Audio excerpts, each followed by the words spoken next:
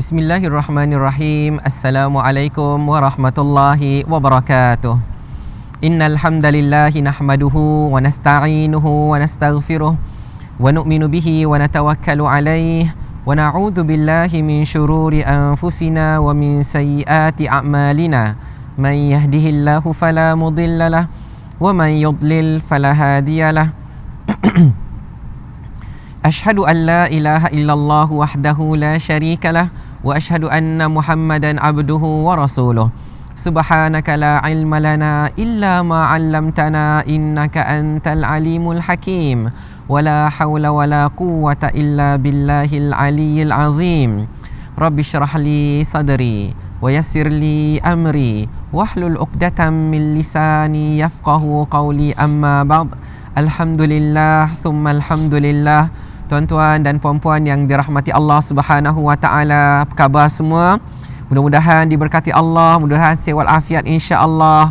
Pertama sekali kita panjatkan kesyukuran kepada Allah Subhanahu wa taala kerana pada hari ini Allah Subhanahu wa taala masih panjangkan lagi umur kita. Alhamdulillah. Allah berikan kesihatan yang baik kepada kita. Alhamdulillah. Allah kurniakan taufik dan hidayah kepada kita. Alhamdulillah. Hingga sama-sama hari ini dapat kita melaksanakan ibadah puasa sebagaimana yang diperintahkan oleh Allah Subhanahu wa taala. Hari ini dapat kita laksanakan ibadah-ibadah yang sunat seperti membaca Al-Quran, mendengar bacaan Al-Quran dan juga menghadiri kelas pengajian tajwid Al-Quran insya-Allah. Mudah-mudahan diberkati Allah Subhanahu wa taala insya-Allah. Jadi hari ini kita akan teruskan lagi membincangkan tentang hukum-hukum tajwid dalam Al-Quran secara praktikal. Yang hari ini kita akan sambung sikit saja lagi insya-Allah tentang bab hamzah wasal. Dan untuk pengetahuan tuan-tuan dan puan-puan dirahmati Allah, saya baru saja dibukakan hati oleh Allah Subhanahu wa taala untuk buat page di Facebook. Jadi jemputlah tuan-tuan dan puan-puan dirahmati Allah untuk like, untuk apa-apalah untuk komen ke apa-apa ke. Okey. Jadi saya ada masukkan nota-nota ni tapi dalam bentuk gambar lah, dalam bentuk gambar. InsyaAllah nanti kalau yang dah ada proper, saya akan masukkan dalam bentuk PDF. Boleh kongsikan tuan-tuan dan puan-puan dirahmati Allah, boleh tolong share kepada orang-orang yang lain. Baik. Tuan-tuan dan puan-puan dirahmati Allah, apa yang saya nak kongsikan pada hari ini sebagai mukadimah kan. Kita dah belajar dah semalam dan kita dah buat macam olok-olok praktikal kalau kita masuk dalam interview kan, kalau ada orang tanya pada kita. Tapi tuan-tuan dan puan-puan dirahmati Allah, katakanlah pula kita nak test orang lain. Kita dah tahu kan, kita dah tahu ilmu, kita dah ada ilmu sikit. Kita pun nak tanya pada orang lain tentang hamzah wasal. Kita tanya pada dia, contohnya kalimah ihdina kan. Jadi tuan-tuan dan puan dirahmati Allah, kita kata kenapa di baris bawah? Kenapa hamzah wasal dibaca dengan baris bawah? Contohlah tuan-tuan dan puan dirahmati Allah. Lalu tiba-tiba ada orang jawab itu fi'il amar. Ya. Sebab tu dia baris bawah. Jadi kita pun tuan-tuan dan puan dirahmati Allah macam terkejutlah, lain cara dijawab ni kan, pelik ni kan. Contohlah tuan-tuan dan puan dirahmati Allah, kalimah unzuru kan, unzur ataupun unzuru kan. Kita tanya kat dia, okey, kenapa kamu baca dengan baris hadapan? Dia kata, itu fi'il amar. Sebab tu dia kena baris hadapan. Jadi tuan-tuan dan rahmati Allah, kita macam tercegat jugalah kan, kata lain cara dijawab ni kan. Jadi tuan-tuan dan rahmati Allah, macam saya sebutkanlah ya, yang kita belajar kan, yang sebelum-sebelum ni kan, cara mudah untuk ibtidak tu daripada segi zahir, daripada mata kita dah tahu dah dia tu dibaca bagaimana. Maksudnya kita tengok huruf yang kedua dulu. Kalau huruf lam, hamzah wasal berbaris atas. Kalau huruf yang kedua bukan huruf lam, kita tengoklah pula baris huruf yang ketiga. Kalau baris hadapan, maka hamzah wasal dibaca baris hadapan. Kalaulah misal kata huruf ketiga tu berbaris bawah ataupun baris atas, maka hamzah wasal dibaca dengan baris bawah. Simple saja kan. Kita berdasarkan kepada perkataan tu, berdasarkan kepada kalimah yang kita nampak. Okey, kita tengoklah contoh macam ni kan, yang kita dah belajar semalam. Berdasarkan kita, contohlah kita tak tahu Kita tak tahu ini isim ke, ini fi'il amar ke, ini fi'il madhi ke, tak tahu. Tapi kita tengok berdasarkan kepada zahirnya kan. Huruf yang kedua bukan huruf lam, jadi kita tengoklah baris huruf ketiga, macam tu kan. Tapi hari ni tuan-tuan dan puan-puan dirahmati Allah Subhanahu Wa Taala, saya nak share lah sikit kan. Kalau benda ni kita tak tahu pun tak apa, sebab ini sekadar teori saja. Sebab dalam kitab-kitab Arab, dia tak cerita yang macam yang kaedah yang kita biasa guna tu. Tengok huruf kedua dulu, lam ke bukan lam, macam tu. Tapi mereka dalam kitab-kitab tajwid ya, biasanya mereka akan jelaskan bahawa bila nak ibtidak pada hamzah wasal ini, tengok sama ada dia ada fi'il ke, dia isim ke, alif lam ta'rif, macam tu lah. Tapi tak apa tuan-tuan dan puan dirahmati Allah, ini basic saja, saya nak cerita saja. Kalau misal kata tak hafal kan, sebab fi'il madhi ada al-khumasi, ada as-sudasi, fi'il amr pula ada rubai, ada khumasi, ada sudasi. Jadi alamak, banyaknya nak kena ingat. Tak apa tuan-tuan dan puan dirahmati Allah, ni sekadar kita share saja ya. Kalau misal kata kita belajar dengan ramai guru, contohnya dengan guru-guru bahasa Arab kan, nanti dia orang kata kenapa kita baca dia baris bawah ataupun baris atas ataupun baris hadapan, maka ini adalah jawapan-jawapannya. Jadi kalau orang tu kata saya baca unzur ya, unzur hamzah wasal itu saya baca dengan baris hadapan, sebab itu fi'il amar. Bila fi'il amar, dia pun ni hura-hura kita pun macam terbeliak kan tuan-tuan dan puan dirahmati Allah kan. Lain pula cara dia bentangkan ni kan. Kita sekurang-kurangnya bila kita dah dengar cerita-cerita macam ni, rupanya ada dua cara. Satu cara yang mudah, hari ni saya tulis cara yang terperinci. Okey, kita nak cerita macam ni. Hamzah wasal tu dia berlaku pada berapa tempat? Ada 3 tempat. Pertama pada fi'il. Fi'il tu apa? Kalau orang kata tak apalah, ini dengar-dengar saja, cerita-cerita je. Kalau fi'il tu fi'il lah, perangai kan. Bila perangai ni perbuatan dia lah. Teruknya fi'il dia, teruknya perbuatan dia. Fi'il tu kata kerja. Kan. Kalau isim tu nama. Macam orang kalau dalam bahasa Arab kata mas muka, apa nama kamu? Ma ismuka, siapa nama kamu? Ismu tu kata nama. Dan satu lagi alif lam ta'rif. Alif lam ta'rif macam saya pernah sebutkan sebelum ni, dalam kita boleh katakan seperti itu kan, kitab itu ataupun ini. Tapi kalau dalam bahasa Inggeris tu dia sebutkan the, al-Fatihah the opening, al-Baqarah the cow, the bila ada al dia jadi the. Okey, baik. Jadi pembukaan itu ataupun sapi betina itu, tu alif lam ta'rif ya. Maksud ta'rif ni apa? Kalaulah kita katakan kalau kita letak al, maksudnya benda tu diketahui, ma'ruf. Contohnya macam kita katakan al-masjid. Masjid tu, kalau kata masjid yang mana? Masjid yang tu. Tapi kalau kita tak letak alif lam, masjid yang mana satu? Tak tahu. Tak tahu masjid yang mana satu. Dia nakirah, dia tak tahu yang mana satu. Jadi tuan-tuan dan puan dirahmati Allah, tak apalah, tak cerita-cerita lah panjang-panjang, cuma nak bagi tahu fi'il tu apa? Perbuatan, kata kerja. Isim tu apa? Kata nama. Dan alif lam ta'rif tu apa? Alif lam yang bermaksud the dalam bahasa Inggeris. Okey. Jadi tuan-tuan dan puan dirahmati Allah Subhanahu Wa Taala kan, ini kita nak cerita kan. Okey, yang ni saya dah besarkan sikit kan supaya boleh nampak. Kalaulah dulu-dulu, kan orang kata macam mana kita nak bariskan hamzah wasal tu, tengok je baris huruf yang ketiga. Tengok saja. Tengok saja. Itu memang kaedah yang betul tuan-tuan dan puan dirahmati Allah, tetapi kaedah itu hanya berlaku kepada kata nama saja. Minta maaf, fi'il, kata kerja saja. Okey, sekali lagi. Kalau orang kata macam mana nak tahu hamzah wasal tu baris apa? Alah, tengok je lah baris huruf ketiga tu, senang je kan. Jadi kalau orang yang kata macam tu sebenarnya tak salah, betul.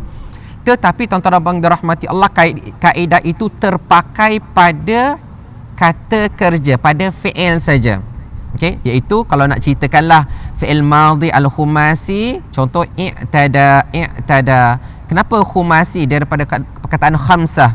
Wahid, ithnain, thalasa, arba', khamsah. Khumasi. Khamsah, 5. Okey. Jadi i'tada. Kenapa 5? Sebab hurufnya ada 5. Hamzah wasal, ain, ta, da, alif maksurah. Macam tu. Kemudian fi'il madhi as-sudasi. Istasqa. Ada 6 huruf. Hamzah wasal, sin, ta, sin, qaf, alif maksurah. Fi'il amr as-thulathi. Okey. Idrib. Tadi saya tersebut rubai, salah. Idrib. Thulathi. Jadi ada 3 huruf ni maksudnya daripada kasar asal dia lah, ya. Daraba, yadribu, idrib. Okey. Kemudian intalaqa, minta maaf, intalaqa bukan fi'il amr. Okey. Okey, dia ada 5 huruf. Hamzah wasal, nun, ta, lam, qaf. Kemudian fi'il amr sudasi. Hamzah wasal, sin, ta, ghain, fa, ra. Istaghfir. Okey. Baik. Jadi tuan-tuan bang dirahmati Allah, fi'il kita nak tengok dia punya kaedah macam mana. Ini kata kerja, ya. Nanti kita tengok lepas ni apa kaitan dengan kata nama dan alif lam ta'rif, ya. Okey, kita tengok macam mana ia dibaca. Kena tengok sama ada. Okey, fi'il ni, bila fi'il kata kerja yang 5 ni, yang saya kata fi'il madhi al-khumasi, fi'il madhi as-sudasi, fi'il amr as-thulathi, fi'il amr al-khumasi, fi'il amr as-sudasi ni, 5 perkara ni, fi'il hanya menerima hamzah wasal tu dia boleh jadi sama ada baris hadapan ataupun baris bawah saja. Tu saja baris yang dia terima. Sebab tu saya katalah, saya tulis sama ada ia dibaca sama ada baris hadapan atau baris bawah saja. 2 je. Dia takkan ada baris atas. Fi'il yang kita sebut ni, dia takkan ada baris atas. Tak ada. Dia akan hanya ada 2 saja kebarangkalian, sama ada baris hadapan ataupun baris bawah. Okey. Jadi macam mana nak tahu? Lihat baris huruf ketiga. Itulah yang kaedah orang selalu sebut tu. Memang betul, tetapi ada kurungan lah, iaitu pada fi'il-fi'il yang tertentu sahaja. Baik. Sekiranya huruf ketiga berbaris hadapan, hamzah wasal dimulakan dengan baris hadapan, ya. Sekiranya huruf ketiga berbaris atas atau bawah, hamzah wasal dimulakan dengan baris bawah. Dah simple, ya. Macam tu saja. Dan apa yang saya tulis dekat sini yang 5, memang hamzah wasal boleh berada dalam 5 fi'il ni saja. Contohlah tuan-tuan abang dirahmati Allah, kan, ada orang kata, ustaz, saya belajar ada fi'il madhi. Fi'il madhi ni adalah fi'il past tense, benda yang telah berlalu, telah berlaku, okay. Kemudian ada fi'il mudhari'. Fi'il mudhari' ni current, apa yang sedang berlaku ataupun akan berlaku. Fi'il amr adalah kata perintah. Contohlah kita belajar, kan, fi'il madhi, ada fi'il mudhari', ada fi'il amr, fi'il amr. Okey. Jadi tuan-tuan abang dirahmati Allah, kan, hamzah wasal ni dia tak jadi pada fi'il mudhari'. Kalau kita tengok kat 5 ni, kan, tak ada fi'il mudhari', kan. Memang dia tak berlaku. Kerana yang ada pada fi'il mudhari' bukan hamzah wasal tapi hamzah qata'. Hamzah qata' tu pula yang kita ceritalah, maksudnya hamzah yang ada ada rupa hamzah dan ada baris. Itu yang kita dah ceritalah. Kalau kata ustaz dah tak ingat lah, ustaz dah tak ingat dah hamzah qata' tu macam mana. Hamzah qata' tu macam ini, yang ni, kan, hamzah qata' ada baris, ya, macam ni, yang ada hamzah atas dia, ada baris atas atau baris bawah atau baris depan, macam tu lah, tu hamzah qata'. Tapi hamzah wasal ni dia tak terima baris. Okey, baik. Okey, jadi tuan-tuan abang dirahmati Allah, contohlah macam kita kembali balik tadi tu, kan, kalau orang tanya, kenapa kamu baca baris hadapan? Unzur. Itu fi'il amar. Dia jawab macam tu, kan, gitu. Terkedu kita, kan. Fi'il amar, apa kaitan pula fi'il amar? Apa kaitan kata kerja dengan kata perintah dengan baris tu, kan. Jadi dia pun kata kalau fi'il amr tu, kan, kita kena tengok baris huruf ketiga dia. Kalau dia baris depan, hamzah wasal pun baris hadapan. Macam unzur, macam itulah dia kata. Kemudian begitulah juga, okey, kalau contohnya huruf ketiga baris bawah, maka hamzah wasal juga dibaca dengan baris bawah. Contohnya idrib, idrib, idrib. Okey, Okey, jadi macam tu diterangkan kat kita kan. Kita pun fi'il amar macam tu je. Gitu. Okey. Jadi mungkin penerangan itu berbeza. Jadi tuan-tuan abang dirahmati Allah, tu sajalah nak cerita. Kemudian apa pula yang berlaku kepada isim dan alif lam ta'rif? Okey. Simple saja. Kalau isim, dia memang sentiasa berbaris bawah saja. Kalau kita tahu perkataan itu adalah kata nama isim. Contohnya macam ismu. Tak kisahlah, dia dah tak ada kaedah dah, huruf kedua ke huruf ketiga ke huruf apa ke, baris ke, dah tak kisah. Kalau isim, dia memang baris bawah saja. Kalau isim, dia memang, kalau hamzah wasal itu berada pada isim, dia memang baris bawah saja. Contoh yang macam kita dah belajar macam ni. Ni kan, ismu, ibnu, walaupun huruf ketiga baris depan dia tetap ismu. Walaupun ibnu, nu ni baris hadapan dia tetap ibnu, imru'un. Okey. Jadi tuan-tuan abang dirahmati Allah, kata nama dia tak peduli dah. Ya, dia tak peduli dah. Dia akan berbaris bawah sahaja. Okey. Ya, jadi kalau contohlah tuan-tuan abang dirahmati Allah Subhanahu Wa Taala kan, ya. Kita testlah anak murid kita ke ataupun anak kita ke kan, ya. Cuba mula daripada ibnu. Okey, ibnu lah. Kita bagi tahu dia kan ibnu. Dia pun baca ibnu. Kita kata kenapa baca baris bawah kan? Tiba-tiba kita berharap dia akan jawab macam kita gunalah jawapan kita kan. Jawapan kita kalimah isim yang terkecuali daripada kaedah di atas. Kita harap dia kata itu terkecuali daripada kaedah biasa. Tapi tiba-tiba masa kita kata, kenapa kamu baca ismu baris bawah? Itu isim. Kenapa kamu baca ibnu baris bawah? Itu isim. Kenapa kamu baca imru baris bawah? Itu isim. Kata nama. Jadi jawapan dia lain daripada kita kan. Sebab itu daripada sudut bahasa Arab lah tuan-tuan abang dirahmati Allah, kerana isim yang dimulai dengan hamzah wasal, dia hanya menerima baris bawah saja. Okey. Kemudian yang terakhir tuan-tuan abang dirahmati Allah, alif lam ta'rif yang kita katakan the tadi tu. Okey. Alif lam ta'rif, contoh kalimah ad-du'afa'i, ad-du'afa. Okey. Alif lam ni alif lam ta'rif. Dua ni alif lam ta'rif. Okey.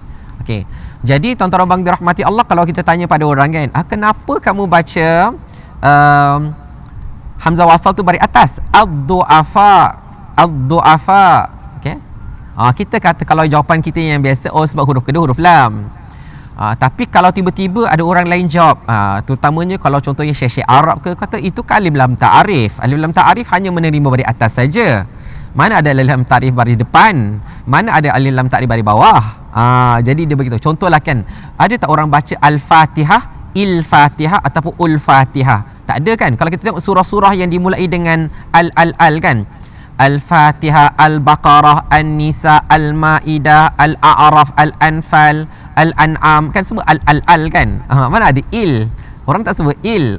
Jadi macam itulah tuan-tuan abang dirahmati Allah. Kalau alif lam ta'rif sentiasa berbaris atas sahaja. Okey. Jadi tuan-tuan abang dirahmati Allah, itulah kesimpulan dia. Kalau bukanlah untuk kita sebut ataupun kita macam kita jawab dengan cara macam tu, tapi ini adalah kata value added lah, ilmu tambahan saja kan. Mana tahu tiba-tiba kita belajar dengan seorang guru ke seorang syekh, dia kata sebab ini kita pun tak pernah dengar, ustaz kenapa payah sangat. Tak, sebab ini adalah kaedah yang sebenar lah, tapi kita dah ada kaedah yang lebih mudah, iaitu bergantung kepada baris saja. Jadi semalam saya ada share kat dalam Facebook yang kita punya kuliah semalam tentang nota tu, tapi dengan izin Allah macam terajin sikit, buatlah ada nota tambahan kesimpulan dia kan. Kesimpulan ni sama saja, ulang balik saja, cuma dalam bentuk jadual lah ya.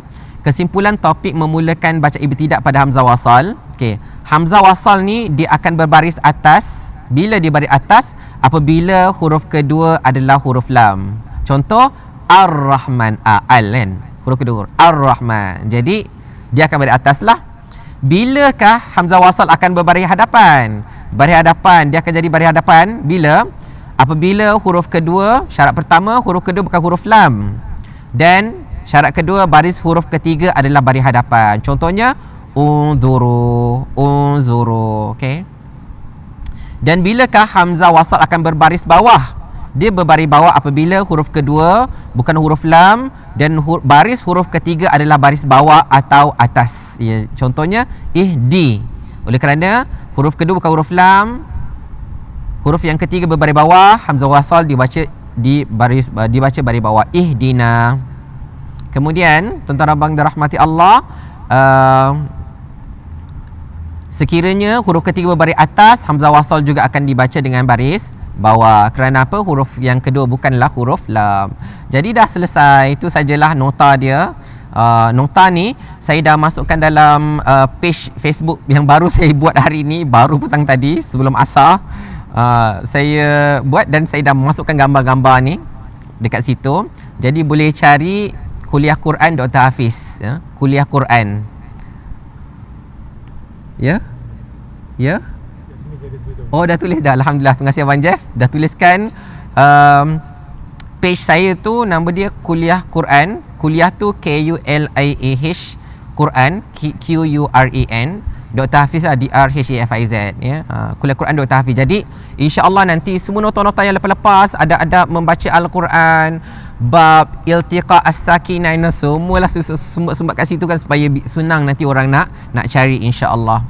Okey. Jadi tuan-tuan abang dirahmati Allah, selesailah apa yang kita nak belajar hari ini. Jadi tuan-tuan abang dirahmati Allah Subhanahu Wa Taala, macam saya cakap,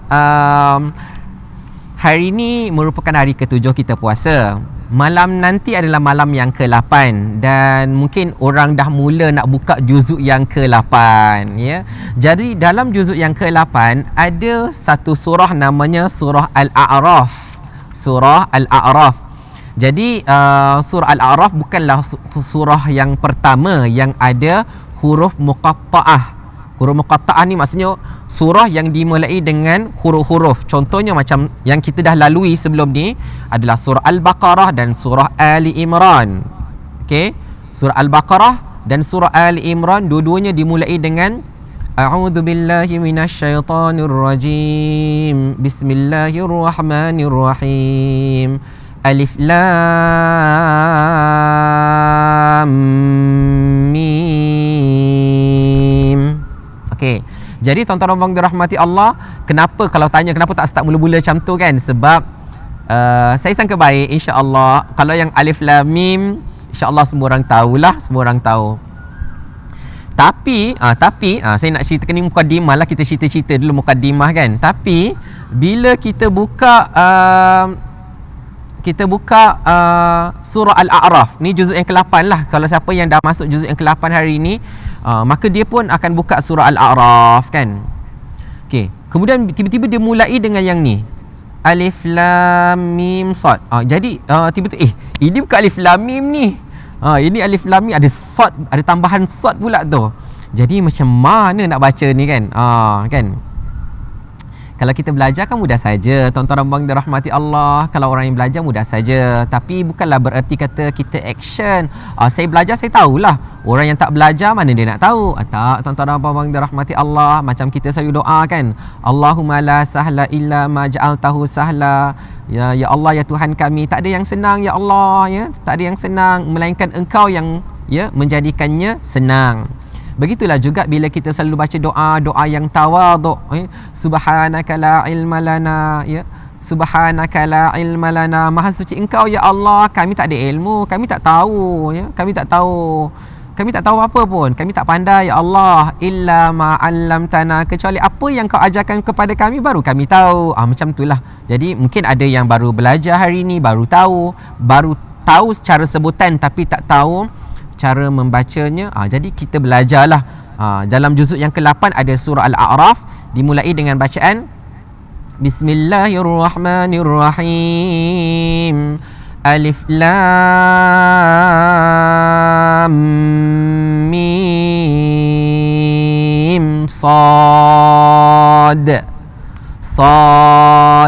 Bila kita sebut sad, dekat situ ada qalqalah. Baik.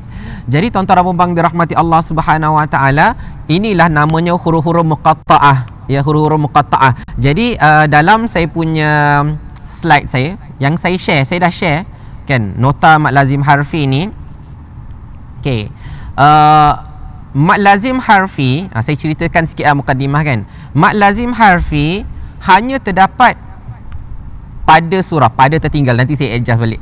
Terdapat pada surah yang dimulai dengan huruf muqatta'ah, maksudnya huruf-huruf yang alif sampai alif ba ta saja, alif ba ta tha jim ha kha, macam itulah. Itulah nama huruf-hurufnya. Tapi bukan semua huruf yang terlibat. Bukan semua huruf yang terlibat. Okey. Tetapi bukan semuanya ada mad lazim harfi. Jadi saya dah keluarkan kan. Ada 29 surah dah siap dengan nombor surah dia, muka surat yang keberapa, juzuk yang keberapa. Jadi macam hari ni kan, yang saya katakan kita dah masuk juz 8 kan. Juz 8 kita akan jumpa ni. Kita akan jumpa yang ni. Alif lam mim sad. Okey. Jadi tuan-tuan puan dirahmati Allah Subhanahu Wa Taala, yang ni saya cuba cari juga kok dah ada image ke yang orang dah buat dengan senang lah, copy paste ke apa kan, tapi saya tak jumpa, terpaksa buat sendirilah. Jadi sharekan pada orang lain tuan-tuan abang yang dirahmati Allah. Ada 29 surah saja. Ada 29 surah saja yang ada huruf-huruf muqatta'ah. Tapi ada dia melibatkan 30 ayat. Melibatkan 30 ayat. Kenapa tuan-tuan abang dirahmati Allah kata ada dalam 29 surah saja, tapi kenapa dalam 30 ayat pula? Mana lagi satu surah tu? Okey, baik. Saya tunjukkan pada tuan-tuan abang dirahmati Allah. Dalam surah okey, mungkin ada silap sikit. Okey, nanti saya kena betulkan, ada silap sikit. Tapi tak apa, saya tunjukkan gambaran dia. Okey. Dalam surah Asy-Syura, maksudnya gambar yang saya share tu saya kena betulkan tuan-tuan dan puan dirahmati Allah ya. Itulah mungkin tak sempat nak check dulu. Okey, surah Asy-Syura, okey. Pada ayat pertama huruf muqatta'ah, ayat yang kedua pun huruf-huruf muqatta'ah juga. Jadi maksudnya dalam satu surah ada 2 kali. Jadi contoh bacaan dia tuan-tuan dan puan dirahmati Allah dah tahu ke? Kan? Dah tahu ke cara bacaan dia macam mana? Okey, baik. Kalau yang macam kata tak perasan pula ada suatu surah tu 2 kali huruf muqatta'ah, huruf yang ni lah. Jadi cara bacaan dia macam mana? Bismillahirrahmanirrahim. Hamim. Ain Yasin Qaf. Macam tu cara bacaan dia.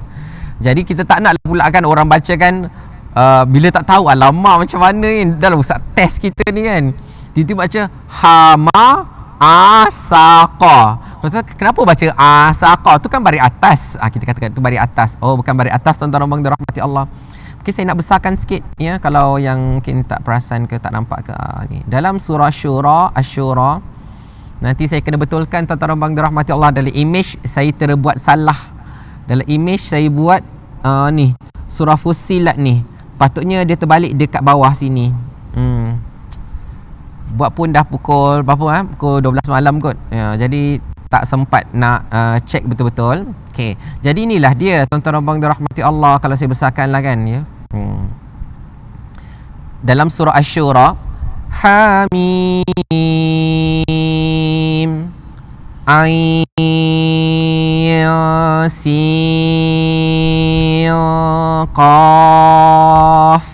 Kenapa dia bunyi eng tu? Sebab tuan-tuan abang dirahmati Allah, huruf-huruf ni kita bila nak baca kita kena eja.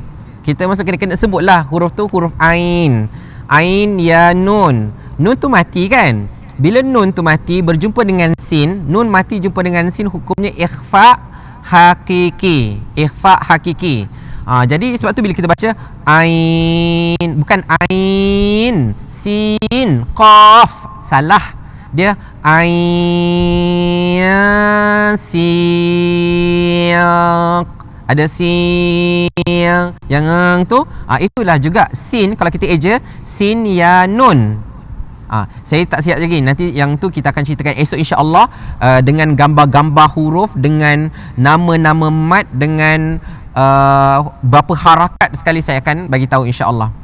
Hari ni saya nak bagi mukaddimah sikit lah supaya orang yang akan baca surah Al-A'raf tahu macam mana nak baca alif lam mim sad tu macam mana. Okey. Jadi tuan-tuan dan puan dirahmati Allah, bukan itu saja. Ya, macam kita katakan bahawa ada dalam surah Maryam, ya, dalam surah Maryam, ya, bila dibacakan kaf ha ya ain sad, macam tu. Jadi tuan-tuan abang dirahmati Allah, nanti kalau siapa dia agak macam melompat sikit okey, tengok daripada juz 1 kepada juz 3 kepada juz 8. Lepas tu lompat tiba-tiba juz 11. Maksudnya mungkin 2-3 hari lagi baru kita baca. Okey, baik. Tapi bila kita sampai dekat juzuk yang ke-13, boleh kira-kira macam dalam minggu depan lah kot, 4-5 hari lagi, tiba-tiba kita jumpa surah Ar-Ra'd. Okey, surah Ar-Ra'd. Okey, kalau contohlah saya buka surah Ar-Ra'd. Okey, kita yang saya pernah sebutkan sebelum ni, tiba kita nampak dituliskan dekat situ alif lam mim dan ra.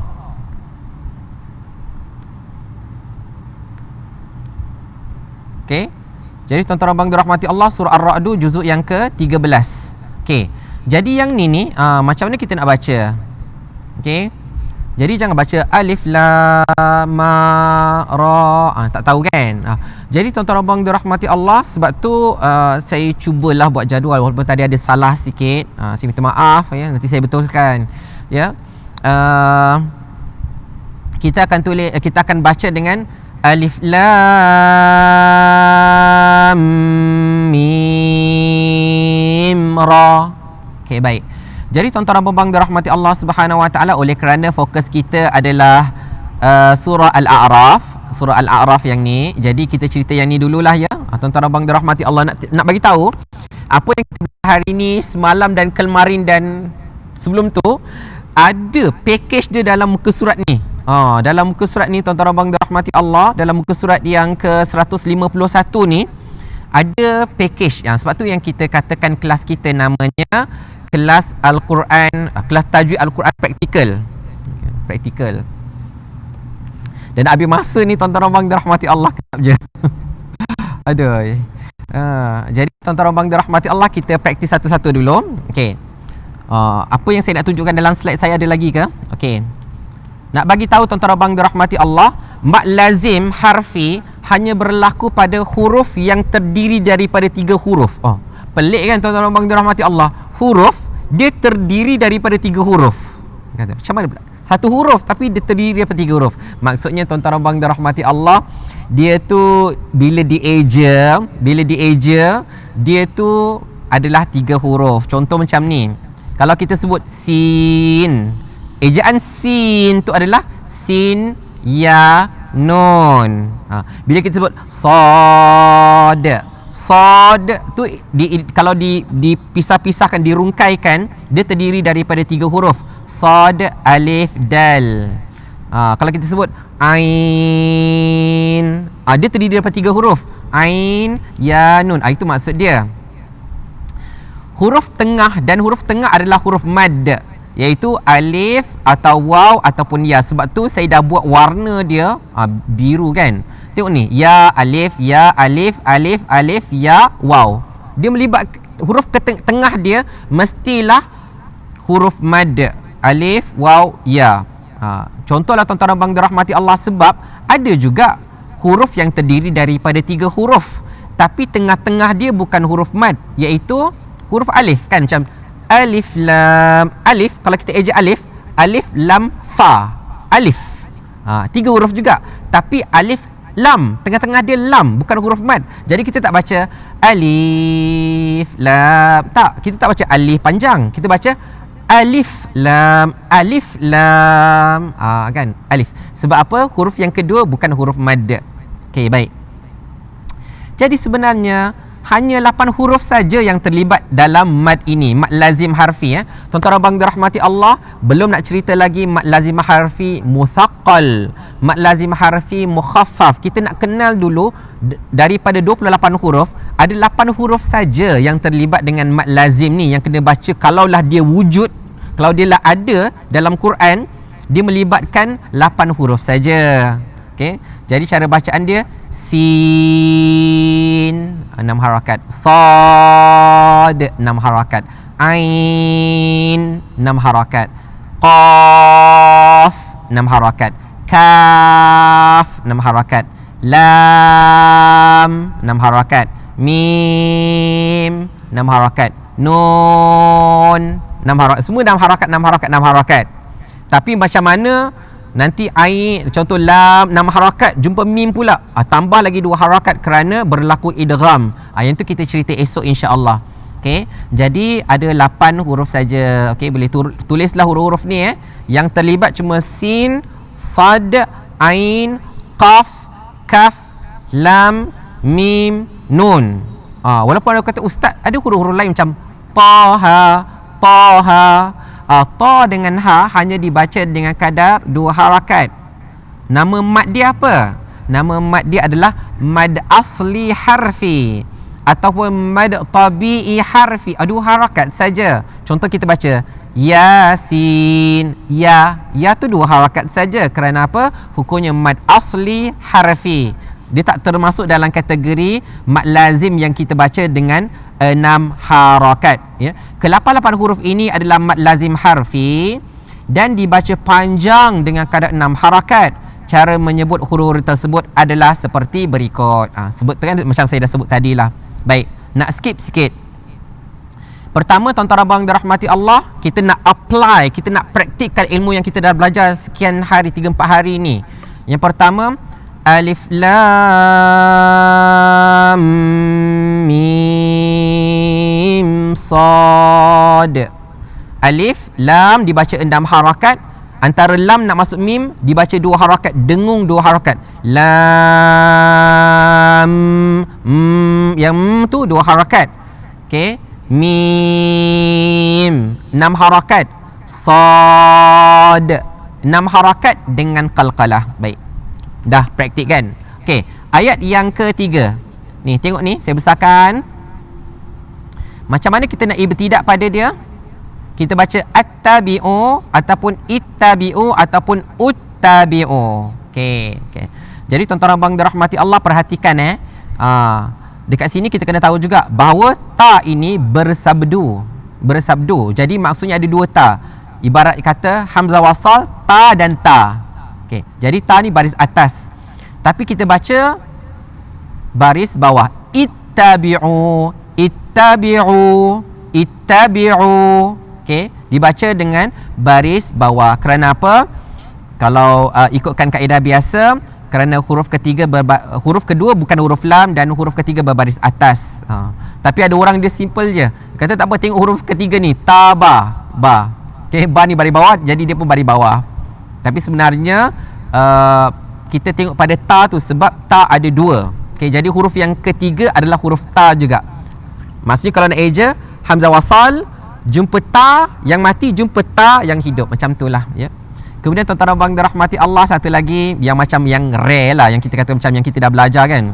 Kalau nak katakan wajibul gunnah, kita dah belajar banyak dalam ni. Mak jaiz munfasil dah belajar, mak wajib muttasil dah belajar, cuma nak apply yang ni. Ayat yang ke-8. Macam mana baca nanti tuan-tuan abang dirahmati Allah? Wal waznu yawma idzin al-haq. Bagaimana kita sambungkan? Wal waznu yawma idzinil haq. Yawma idzinil haq. Jangan lupa tuan-tuan abang dirahmati Allah, siapa yang baca malam ni ataupun esok juz 8, bila baca ayat yang ke-8 daripada surah Al-A'raf, sila pastikan baca dengan iltiqa as-sakinain. Okey, zal ini berbaris bawah dan ditambah nun yang berbaris bawah. Wal waznu yawma idzinil haqq. Yawma idzinil haqq. Jadi kalau yang tak darus pun jangan lupa, kalau ada kawan-kawan yang tersalah baca, tolonglah tegur mereka. Saya dah masukkan dalam nota iltiqa as-sakinain dekat ni. Dia tempat yang kedua yang ada dalam Quran. Bukan tempat yang kedua yang ini yang macam saya dah katakan lah. Kalau di tengah-tengah yang tempat yang ada tanda wakaf tu tak kira lah berbeza. Okey. Jadi bila kita nak baca yauma idzinil haqq, Okey, jadi bila baca haqqa tu pula adalah qalqalah akbar. Wal waznu yawma idzinil haqq. Okey, jadi tuan-tuan dan puan dirahmati Allah Subhanahu Wa Taala, demikianlah sedikit perkongsian saya. Jangan lupa untuk dapatkan nota dekat page Facebook kuliah Quran Dr. Hafiz yang ada dekat situ lah. Yang dekat situ kot. Yang dekat situ. Terima kasih Abang Jeff masukkan. Terima kasih pada semua yang menonton. Barakallahu fiikum. Jazakumullahu khairan kathira. Terima kasih pada Abang Jeff. Terima kasih pada Tuan Imam kita yang sudi hadir juga sama-sama.